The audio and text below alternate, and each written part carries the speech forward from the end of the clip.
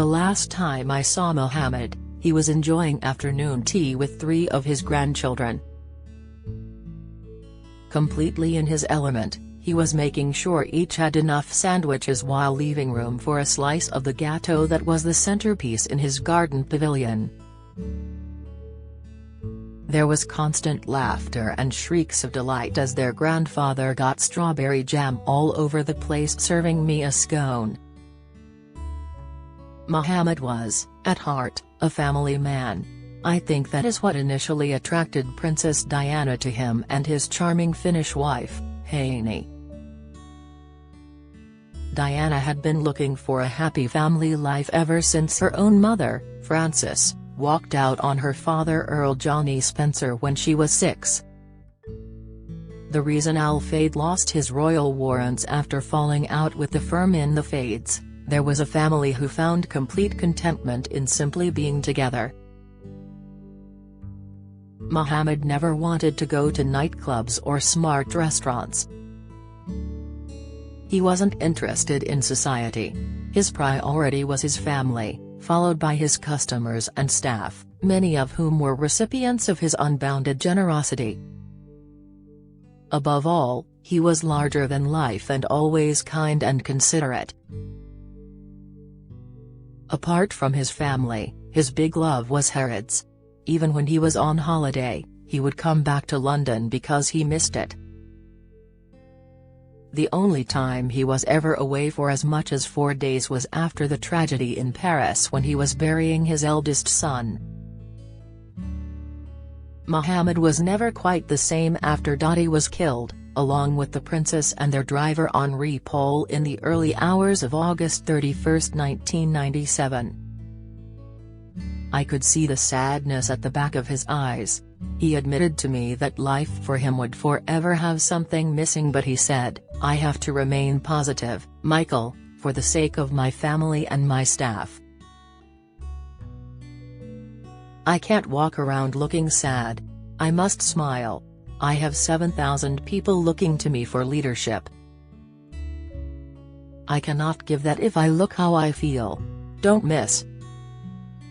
Mohamed Fayed buried next to his beloved son Dottie. Latest, Mohamed Fayed's obsession. Royal family plotted Diana and Dottie's death.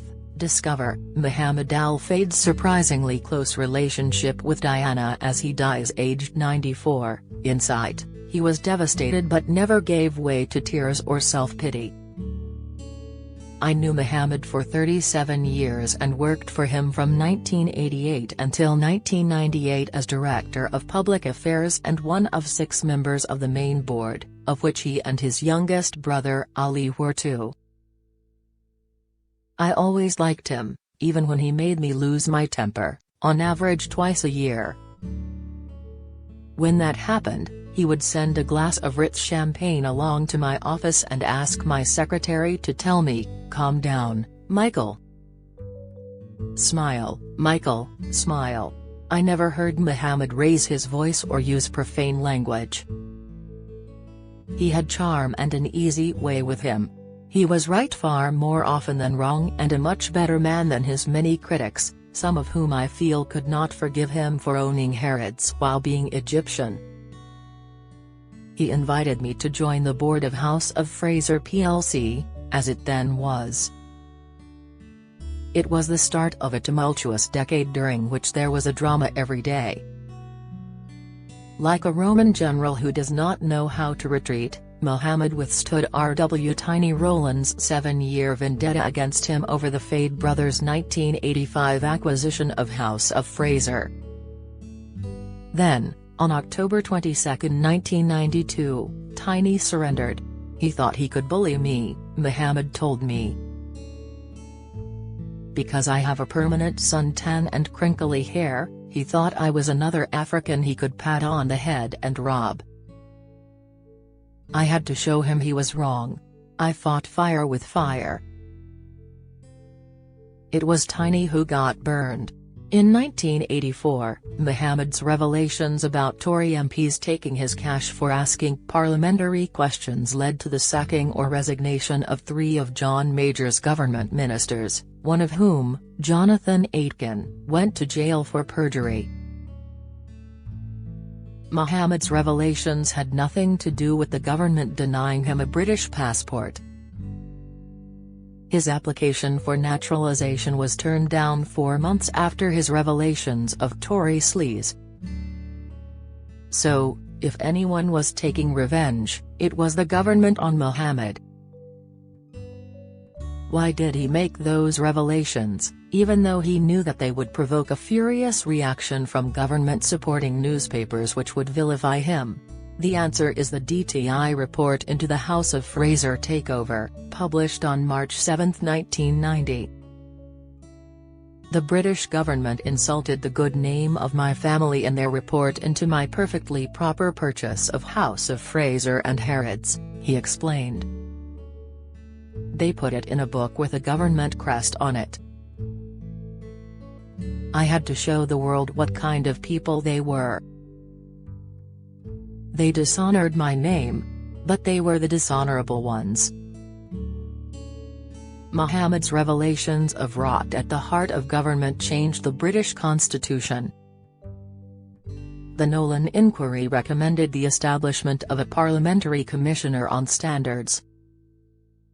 This new figure assumed the powers previously exercised by MPs to judge their own behaviour. So, he did us all a big favour, Mohamed would often say. If I woke up on a bench in Hyde Park with just a piece of bread and a piece of cheese, I could make everything again. But that government took away my good name, and that I could not tolerate. And then something happened that was far worse than anything before, the tragedy in Paris. He loved Diana and regarded her as a daughter. The whole family did and still do. He loved Dottie deeply.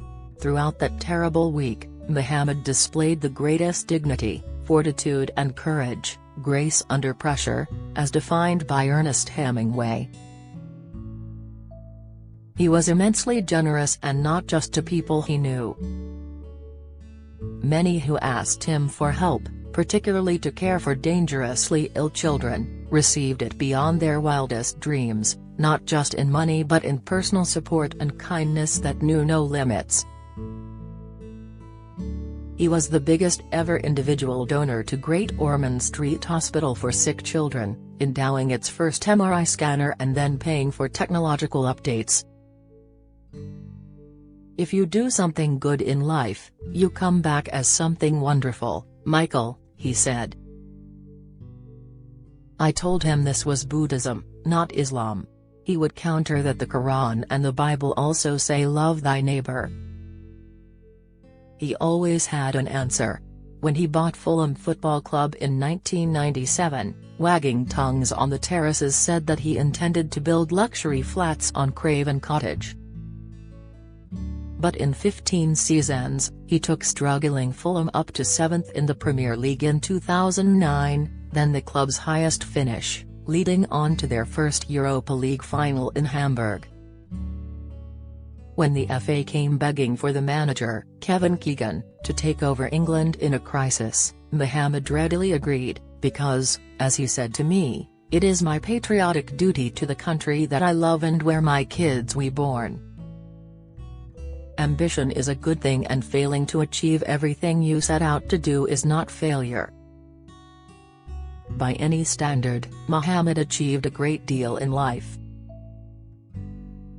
Owning the world's most celebrated store, the most glamorous hotel in history, and an iconic football club that is many people's second favorite team, because of its charm, its individuality and its capacity to surprise. Much like its former owner Mohammed Al Fayed. Only one thing concerned Mohamed on that last day I saw him: the safety and well-being of his grandchildren. Make sure they wear their seat belts in the car, he instructed one of his staff as the children left. Twice more he asked Haney, and then the returning staff member, did they wear their seat belts? Are you sure? Only when he received that double assurance did he fully relax and watch the evening news, to see how the world was getting on. He was my friend. I never saw or heard anything to his discredit, or I would not have worked for him. I am not going to change my opinion now. If you want to read a cruel attack on him, you will have to look elsewhere, because I maintain that he did more good in the world than all his critics combined.